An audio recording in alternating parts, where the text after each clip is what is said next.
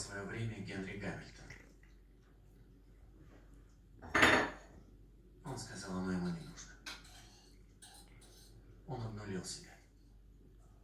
У Генри Гамильтона были 1000 лет. Он мог жить практически вечно.